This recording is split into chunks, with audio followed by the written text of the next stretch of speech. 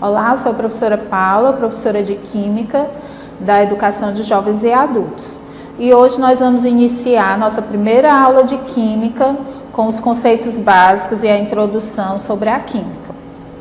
Olhando para os nossos slides, nós vamos iniciar o conceito de Química. O que seria a Química? A Química, como a ciência, dedica-se a estudar processos naturais, artificiais, em que determinadas substâncias se transformam em outras com novas propriedades. Investigar o que constitui a matéria e o de que é feito o universo. Ou seja, a química ela está inserida no nosso dia a dia, em todas as situações, desde o acordar, ao levantar, ao escovar os dentes, tomar o café da manhã. Então, tudo isso está relacionado à química. A nossa vida envolve-se em química. No nosso próximo slide, nós temos o que é essa matéria que nós estudamos. A matéria ela é dividida em massa e volume, ou seja, é tudo que tem massa e volume que ocupa o lugar no espaço. Massa é a quantidade de matéria em um corpo e pela unidade de medida do Sistema Internacional, nós utilizamos aqui no Brasil a unidade padrão em quilogramas. Para o volume, que é aquilo que ocupa o lugar no espaço, nós utilizamos a unidade de medida pelo Sistema Internacional, metros cúbicos ou litros. Então, na química, nós iremos utilizar a massa em quilogramas, com algumas variantes, mas se for necessário, nós iremos fazer as devidas transformações em gramas, miligramas, toneladas. E o volume, a nossa unidade de medida padrão é o metro cúbico ou litro. Mas se for necessário, nós iremos fazer as devidas transformações para mililitro ou centímetro cúbico. Continuando, a química ela existe em propriedades específicas, como por exemplo, olhando aqui para os nossos slides, organolépticas, físicas e químicas. As propriedades organolépticas, elas despertam o nosso sentido, ou seja, nós iremos observar uma substância através da mudança de cor, sabor, odor ou cheiro, o brilho e a viscosidade. Nas propriedades físicas e químicas, nós iremos detalhar posteriormente, mas eu vou dar agora para vocês um breve conceito. Nas propriedades físicas, elas são caracterizadas pelas substâncias fisicamente diferenciando-as, como por exemplo, temperatura de fusão, temperatura de ebulição e densidade. Nas propriedades químicas, elas são caracterizadas pelas suas substâncias quimicamente, ou seja, através da transformação em outras substâncias. Na combustão, a queima do papel. Na hidrólise, a quebra de uma molécula através do contato com a água e da reatividade. Continuando agora os nossos slides, nós vamos especificar cada situação. Por exemplo, observando agora esse nosso slide, temperaturas de fusão e ebulição, nós vamos ter as mudanças da fase da água.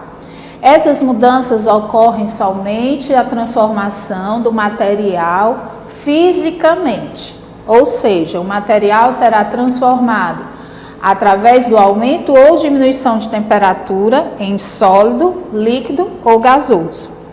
Então, nós vimos isso aí lá no ensino fundamental. Como é o nome da transformação do sólido para o líquido? Chama-se fusão. Exemplos do nosso dia a dia de fusão. Quando eu pego o gelo, que está lá na forminha da nossa geladeira, retiro essa forminha e coloco no ambiente, ou em cima de uma mesa, da pia, e deixo lá por algum tempo. O que acontece? Esse meu sólido vai derretendo aos poucos. Então, ele se transforma em líquido. Esse processo é chamado de fusão. Um outro exemplo, se eu pegar ferro e colocar no local de altas temperaturas, o que vai acontecer? Também vai se transformar em líquido. Então, é um processo de fusão. De líquido para gasoso, nós chamamos de vaporização. Mas a vaporização, ela pode ocorrer de 3 formas. Então, vou escrever aqui no quadro para vocês as 3 formas de vaporização, para que vocês não esqueçam. Então, a vaporização.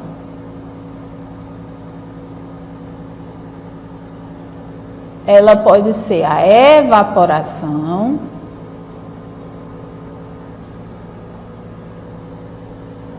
ebulição e calefação. Então, a vaporização ela pode ocorrer dessas 3 formas. Como significa a evaporação? A evaporação é uma vaporização de forma mais lenta. Por exemplo, do líquido para o gasoso, se eu deixar um copo com água no ambiente ou no lugar mais quente ou próximo ao sol, essa água vai evaporando lentamente, aos poucos. No caso da ebulição, a ebulição ocorre de forma intermediária para rápida. Por exemplo, eu deixo uma vasilha com água no fogão, aumento a temperatura até que ele entre em ebulição. Quando entra em ebulição, que a água começa a fervura, como nós conhecemos, essa água vai vaporizando de forma mais rápida. E o que seria calefação?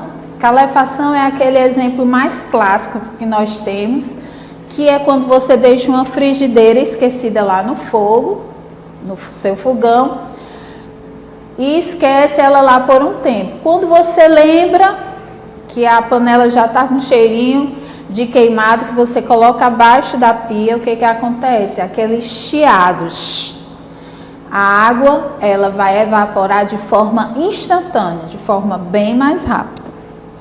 Continuando aqui a observação no nosso slide. Qual é a mudança do estado gasoso para o líquido? Como é que a gente chama? Condensação. Um exemplo do nosso cotidiano, do nosso dia a dia. A condensação, ela acontece quando no ciclo da água, a água dos nossos rios e mares vão evaporando lentamente, como a gente já viu, né? Que evaporação é quando ocorre lentamente, elas sobem até as nuvens, chegando nas nuvens, a temperatura diminui, diminuindo essa temperatura, o que acontece? A água torna-se novamente líquida, que a gente chama de condensação. E a transformação do líquido para o sólido. Então, a gente lembra aquele primeiro exemplo do sólido para o líquido da fusão. A gente pega a pedrinha de gelo, coloca no ambiente, ela derrete, transformação do sólido para o líquido. E eu posso transformar novamente essa água líquida em sólida? Posso, basta eu pegar essa água, colocar novamente no meu congelador e ela vai se transformar em sólida. Esse processo é chamado de solidificação. Mas acontece também a transformação de sólido direto para o gasoso, sem passar pelo estado líquido. Como é o nome dessa transformação? Ela chama-se sublimação. Não passa pelo estado líquido, ela ultrapassa do sólido para o gasoso.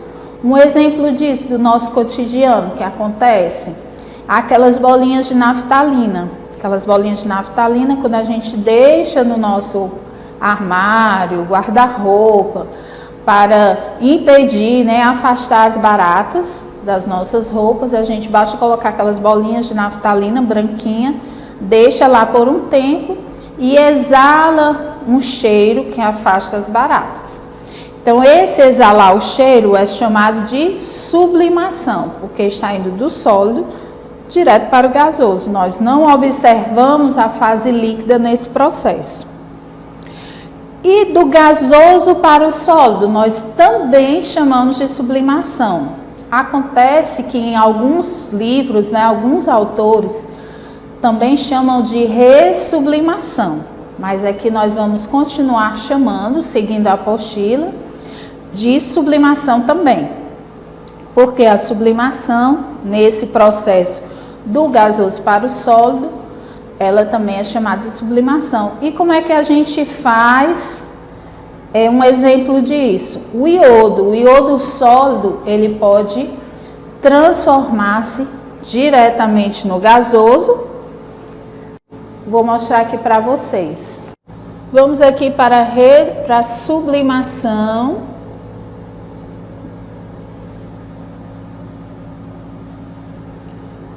Do sólido direto para o gasoso e do gasoso para o sólido. Então, do sólido para o gasoso, eu dou exemplo para vocês da naftalina. E do gasoso para o sólido, eu vou dar o exemplo para vocês do iodo. O iodo sólido, ele também acontece a sublimação do sólido para o gasoso. O que acontece? Eu tenho aqui o meu copinho Becker, eu coloco o sólido do iodo aqui no fundo do becker. Se eu tampar esse becker, que é um aparelhinho da química do laboratório, se eu tampar esse becker, começa a sublimar. Quando essa sublimação chega até a tampinha, o que acontece? A temperatura vai ser menor do que aqui eu estiver aquecendo aqui o meu iodo. E às vezes não necessariamente precisa aquecer. Ela ocorre, dependendo da temperatura do ambiente, de forma instantânea. Então, quando chega aqui na tampa, a temperatura vai ser menor e o que acontece? Ela volta a ser sólida. Então, o iodo volta a ser sólido. Então, é um exemplo de sublimação também. Vejam, pessoal, que, voltando aqui para os nossos slides, vejam que essas transformações de sólido para líquido, líquido para gasoso, do sólido direto para o gasoso e do gasoso direto para o sólido, ocorrem devido a mudanças de temperatura. Com o aumento da temperatura, como vocês observam aí no slide, eu tenho do sólido para o líquido, do líquido para o gasoso. Com a diminuição dessa temperatura, pode ocorrer do gasoso para o líquido e do líquido para o sólido. E a sublimação, como eu mostrei aqui para vocês no quadro, e a ressublimação com o iodo.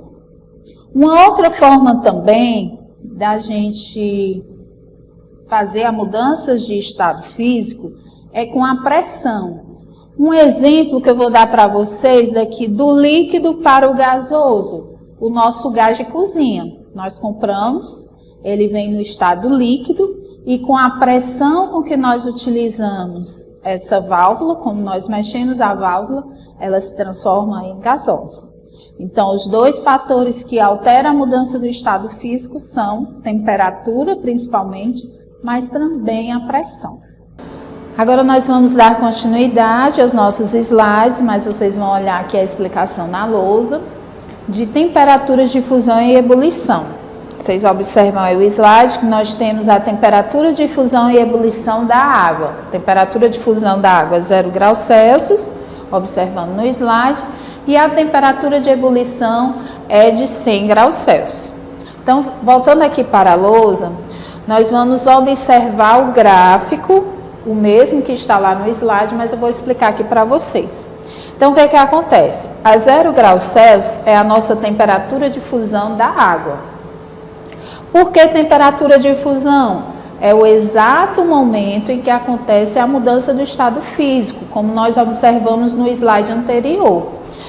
A mudança de estado físico, que anteriormente era o estado sólido, quando eu chego na temperatura de fusão, ou seja, o momento exato que acontece a transformação do estado físico, nós chamamos de temperatura de fusão. Então, é o exato momento em que aqui na fusão nós temos o sólido mais o líquido. Está ocorrendo a transformação. Entre a fusão e a vaporização, nós temos o estado líquido. Ele vai aumentando a temperatura. No decorrer do tempo que vai aumentando a temperatura, eu chego na minha temperatura de ebulição, também chamado de ponto de ebulição. Nós podemos chamar de temperatura de ebulição ou ponto de ebulição. E qual é o ponto de ebulição da água? 100 graus Celsius. É o exato momento em que está ocorrendo a vaporização, ou seja, a ebulição, né, da água. É o exato momento em que nós temos líquido mais gasoso. Até ultrapassar 100 graus Celsius, nós vamos ter o estado gasoso. Então, essa é a explicação do gráfico dos slides de vocês, onde eu tenho a temperatura de fusão e a temperatura de ebulição. Vamos agora exercitar as nossas propriedades específicas. Vamos fazer a primeira questão da atividade 1 da apostila de vocês. Se uma garrafa de vodka, 45% de álcool ou etanol for colocada no congelador a uma temperatura de menos 10 graus Celsius, seu conteúdo não vai congelar. Então, ele está afirmando que a vodka não vai congelar.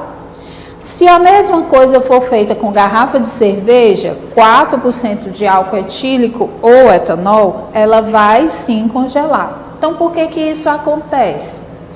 Antes de resolver aqui na lousa para vocês, eu vou explicar um pouco sobre essa concentração da porcentagem nas bebidas alcoólicas. O que é que acontece? O que significa dizer 45% de álcool ou etanol na vodka? Significa que a cada 100 ml eu vou ter 45 ml de álcool puro nessa minha porção de vodka. E na cerveja, 4%. O que significa dizer? Que a cada 100 ml eu vou ter 4 ml de álcool puro. Então, cada bebida alcoólica tem a sua porcentagem, a sua quantidade de álcool. Então, por que que acontece essas afirmações que a questão nos diz? Então, ou seja, a vodka,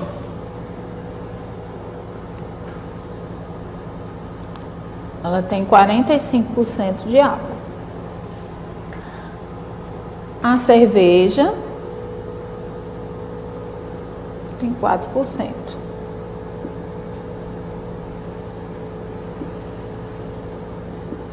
Então, por que que isso acontece?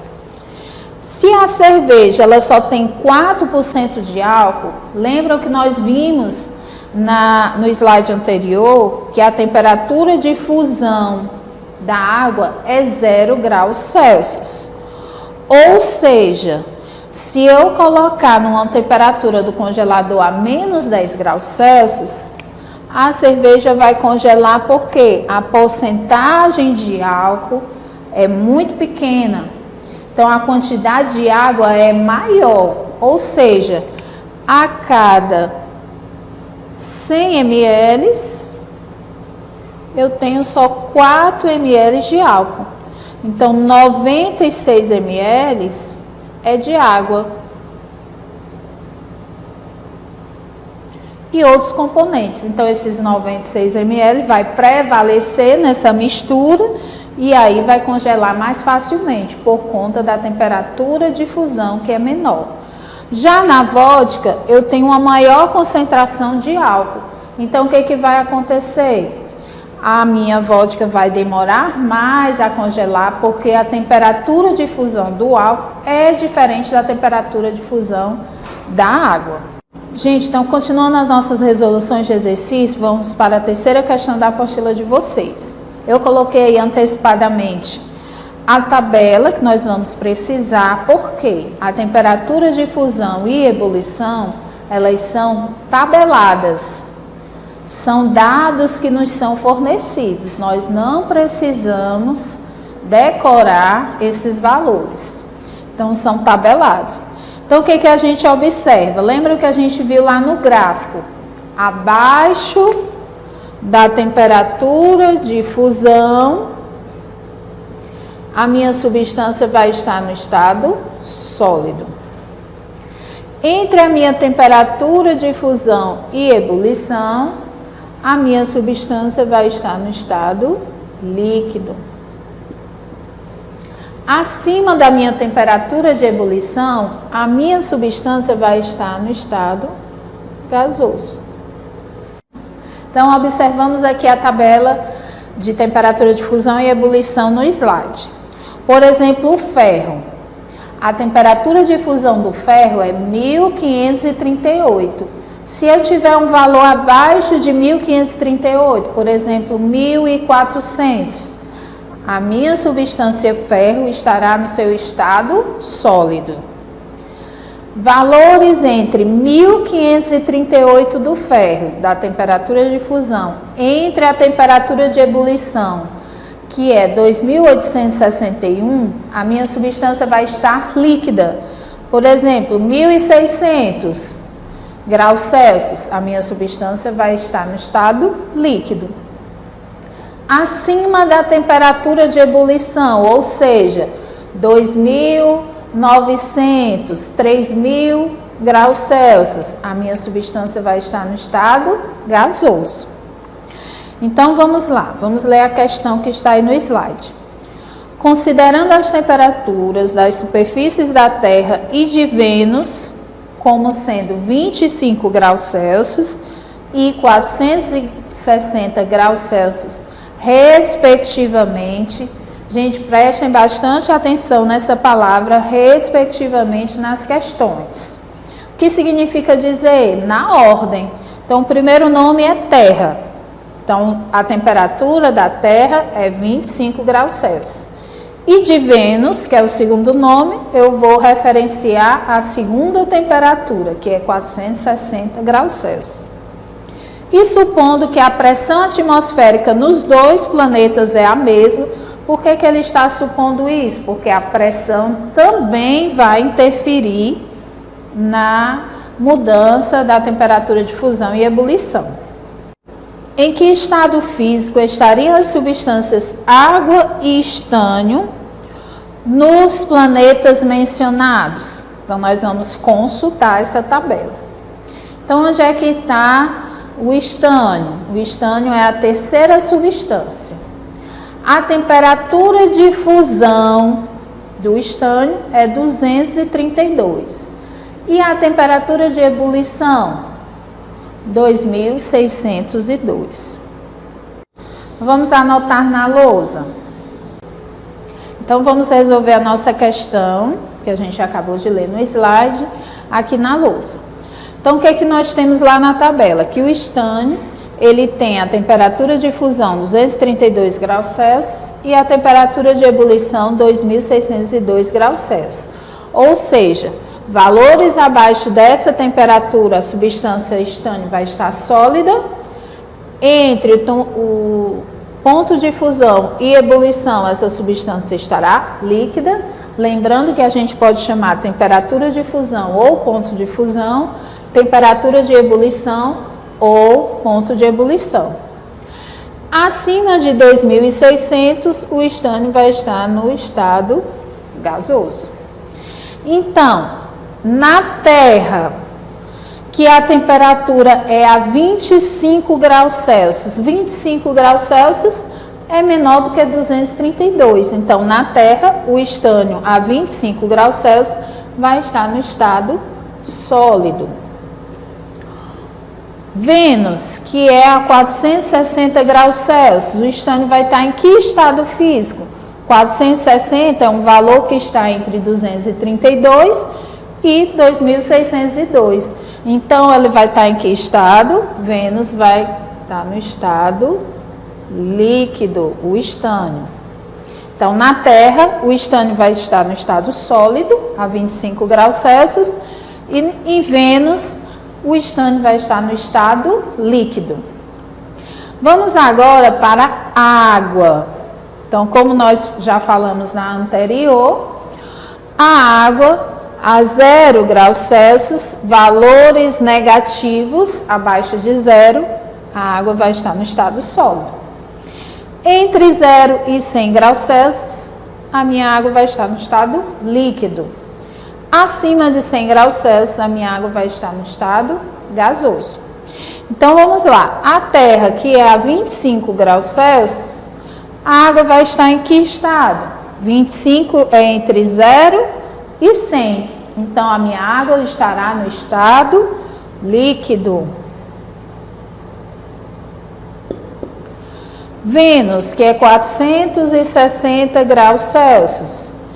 A minha água vai estar em que estado? 460 é acima de 100, então vai estar no estado gasoso. Então, assim nós finalizamos a nossa questão. Vamos agora falar de densidade. A densidade também serve para identificar o nosso material.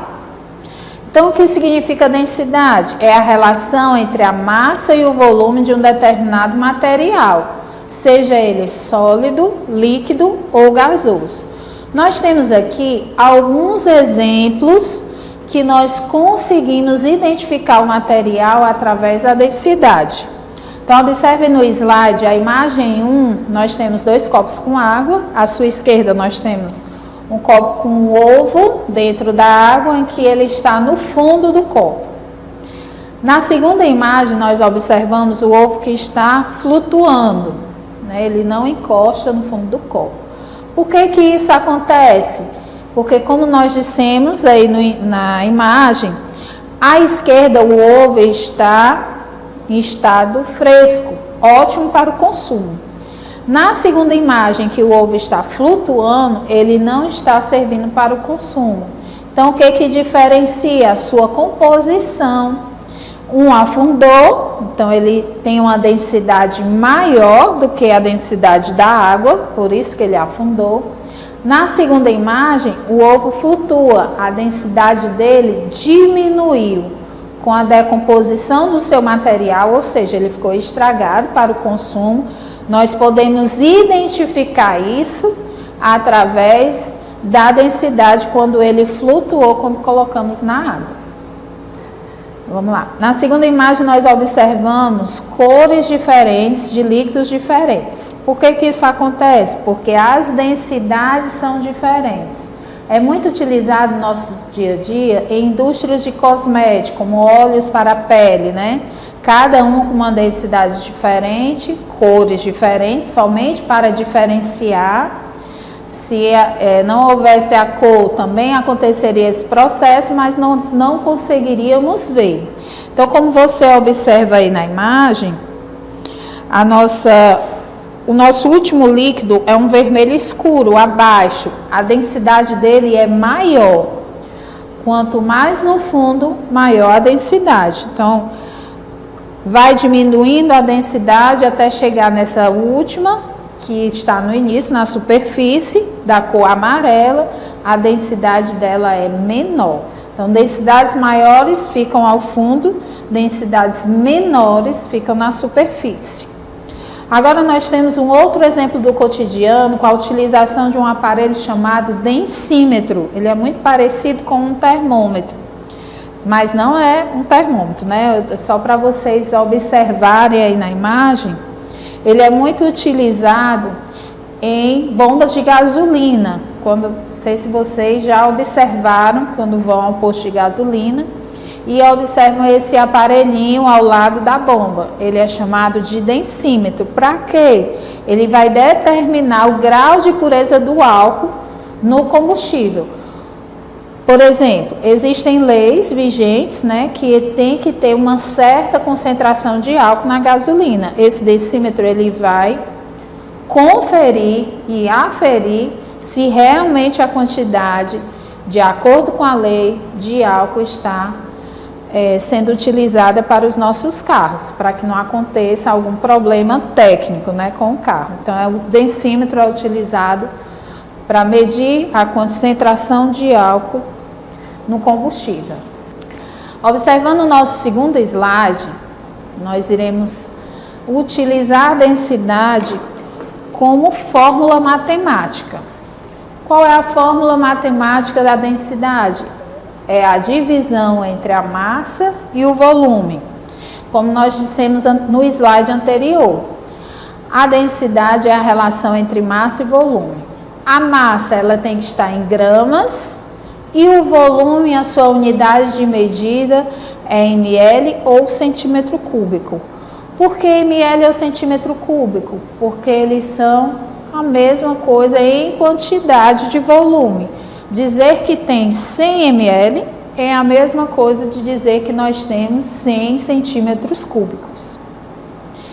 Então, vamos aí interpretar essa expressão matemática da densidade. Conforme se observa na expressão matemática da densidade, ela é inversamente proporcional ao volume. Ou seja, o que significa dizer isso? Quanto menor o volume ocupado por determinada massa, maior será a sua densidade. Para entendermos isso melhor na prática, nós vamos utilizar aquele exemplo clássico da química em relação à densidade. O que pesa mais, 1 kg de chumbo ou 1 kg de algodão? Gente, uma pausazinha para essa palavra pesa. Pesa no sentido de peso. Culturalmente, nós utilizamos muito a massa em relação ao peso. Quanto pesa isso? Quanto pesa aquilo? Qual o seu peso? Mas peso é diferente de massa. Nas aulas de física, o professor de física vai explicar melhor isso para vocês. Mas a massa está relacionada à quantidade de matéria. E o peso é a quantidade de matéria influenciada também pela gravidade. Então vamos lá. O que pesa mais, 1 kg de chumbo ou 1 kg de algodão? A massa dos dois será a mesma, como já diz aí na questão, né? 1 kg de chumbo e 1 kg de algodão. O que é que vai diferenciar? O volume que eles ocupam no espaço. 1 kg de chumbo, ele é compacto. O espaço que ele ocupa no ambiente é bem menor. Já o algodão, para que se complete 1 kg de algodão, ele vai ocupar um volume bem maior. Então, pense sobre isso. Vamos lá, esse pense sobre isso está na apostila de vocês. Quando a água de um lago congela, o gelo forma uma camada sobre ela. Qual a razão para tal fato? Então, vamos lá. Quando o ambiente vai resfriando, né, ambientes mais frios, forma-se uma camada sobre esse lago, sobre esse rio, sobre esse mar, uma camada fina de gelo, porque a temperatura vai influenciar na densidade dessa água. Por exemplo, água líquida e água sólida. A água sólida é o gelo. Se eu pegar um copo com água líquida e colocar pedrinhas de gelo nesse copo, o que vai acontecer com o gelo? Ele vai flutuar, porque a estrutura molecular dele é diferente. Então, ele vai ter a densidade diferente. A densidade da água no gelo será menor do que a densidade da água líquida. Então, por isso que o gelo flutua. A densidade do gelo é aproximadamente 0,92 e a densidade da água ela é 1. Por isso que a água fica embaixo e o gelo flutua. O mesmo acontece com os lagos.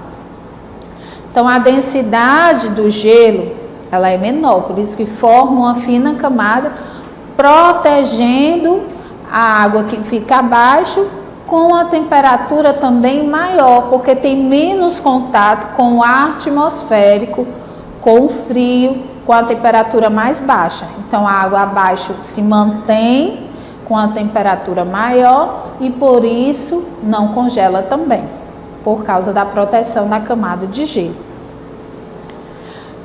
Passando para o nosso próximo slide, vamos lá exercitar.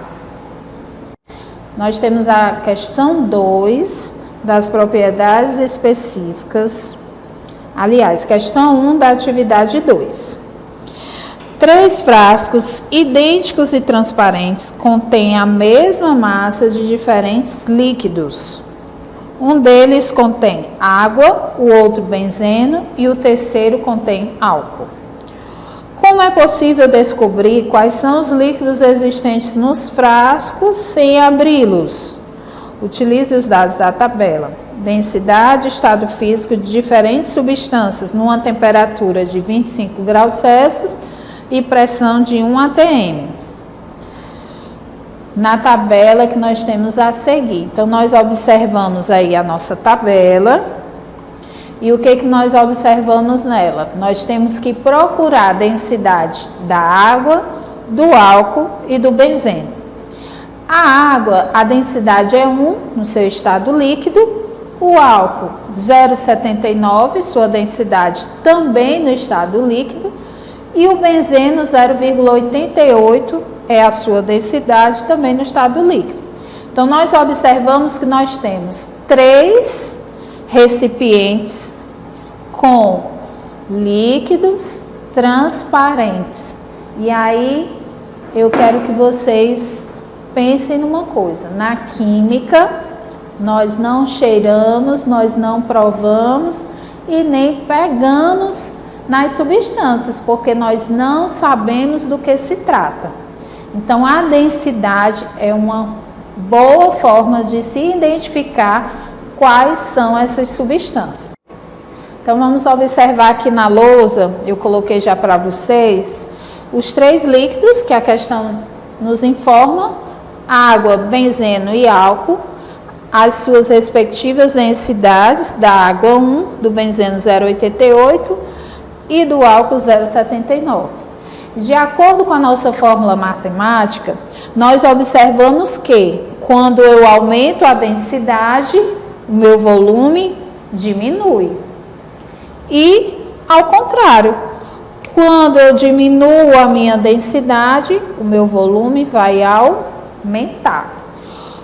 Por que eu estou fazendo essa observaçãozinha aqui para vocês? Por que ela é possível, essa observação? Porque o início da minha questão fala que as massas são iguais. Então, dentre eles, qual é que tem maior densidade? A água. Então, eu vou colocar aqui maior densidade, menor volume. Então, eu vou colocar aqui o meu frasco pouquinho. No próximo frasco, o benzeno, 0,88, ele é maior do que o álcool. Então, a densidade dele vai ser maior aqui um pouquinho do que a água. E o álcool, que tem a densidade menor, o seu volume também, vai ser um pouquinho a mais. Então, como é que eu vou identificar esses 3 frascos? Pela quantidade de volume. Dentre os 3, o que tiver menor volume é aquele que tiver a maior densidade, que é a água. O que tem a densidade intermediária entre os 2 vai ser aqui um pouquinho a mais do volume, e o que tem menor densidade, que é 0,79, o meu volume vai ser maior. E com isso nós respondemos essa questão da apostila de vocês.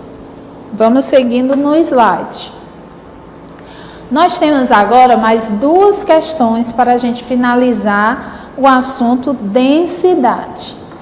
Então, eu vou ler com vocês no slide a nossa segunda questão de hoje, que é de uma universidade.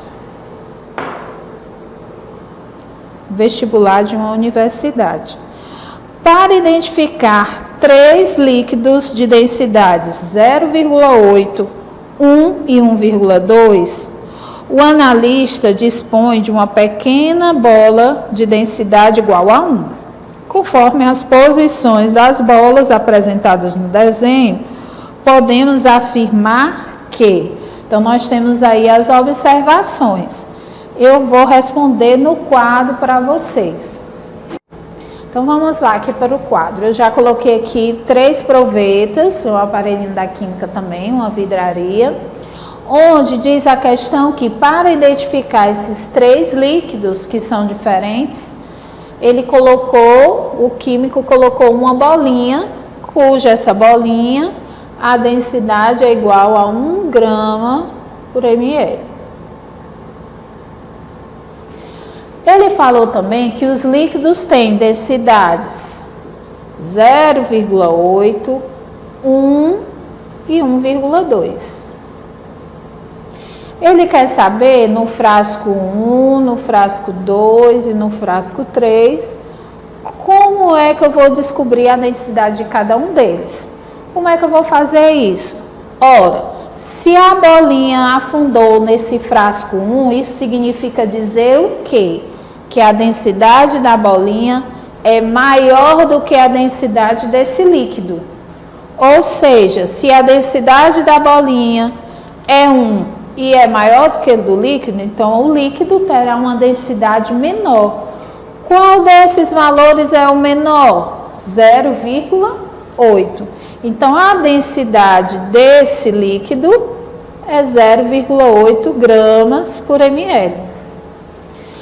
Qual é a densidade do segundo líquido no frasco? Nesse frasco 2. Se a densidade da bolinha é 1, eu observo que ela está aqui no meio. Então, se ela está no meio, significa dizer o quê? Que a densidade da bolinha é igual à densidade do líquido. Ou seja, se a densidade da bolinha é 1, a densidade do líquido será também 1 grama por ml.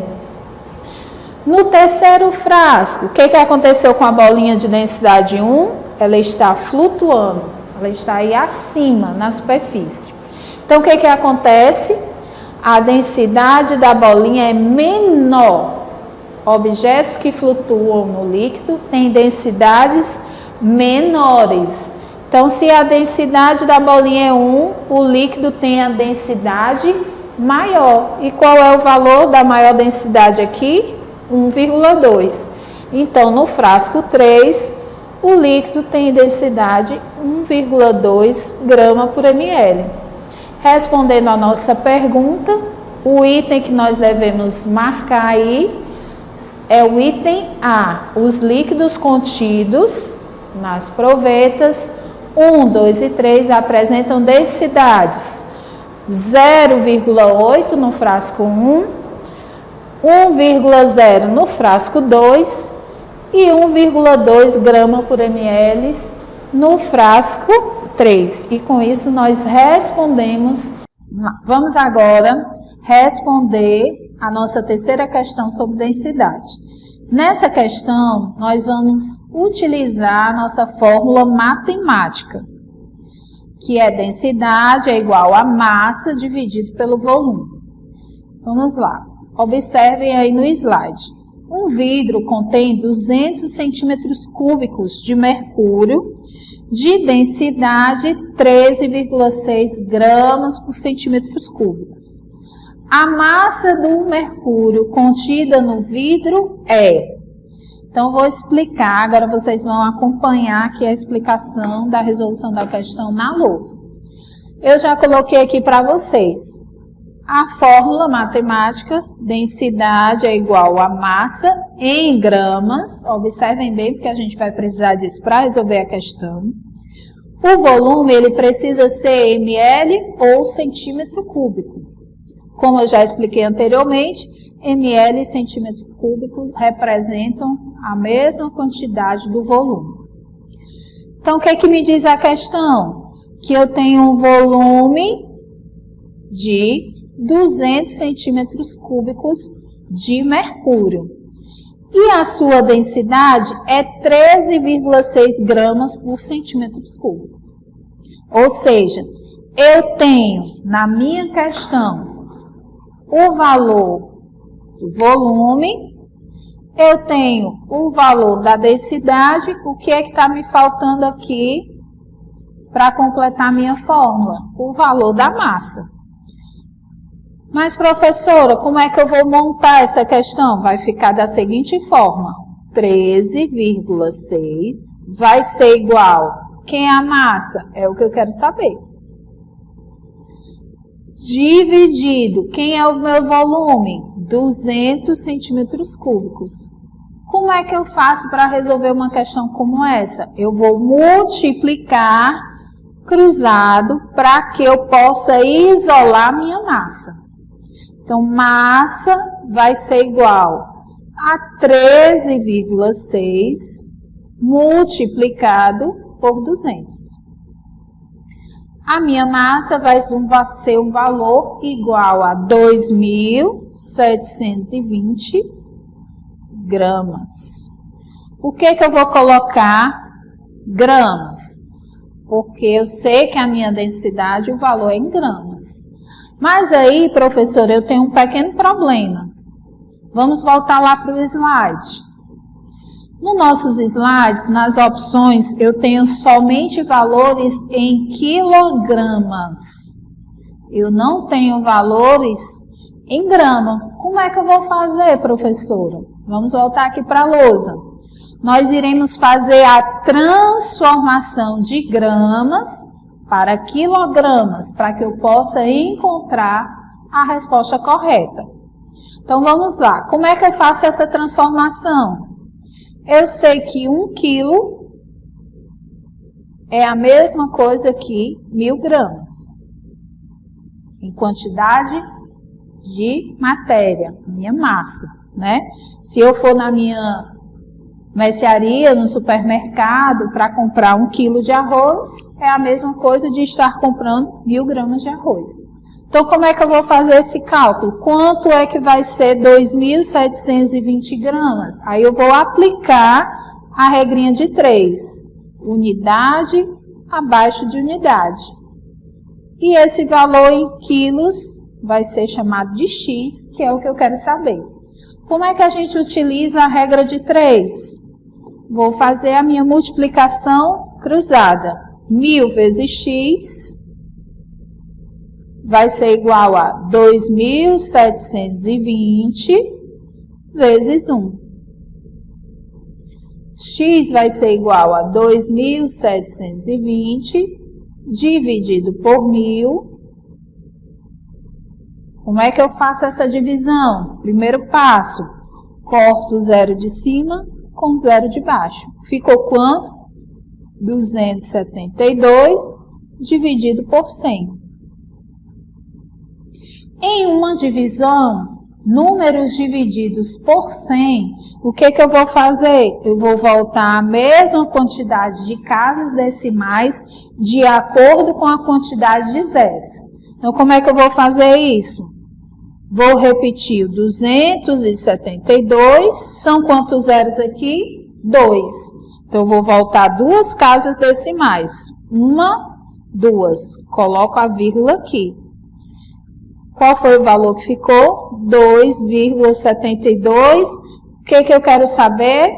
A quantidade em quilos. Então, 2,72 quilogramas. Vamos voltar lá para o slide para a gente ver qual é a opção. Então, nós temos a opção do item C, 2,72 quilogramas. Então, com isso, nós respondemos a última questão do assunto densidade. No mais, obrigada a todos vocês por terem assistido a nossa primeira aula de Química e até a nossa próxima aula. Um grande abraço.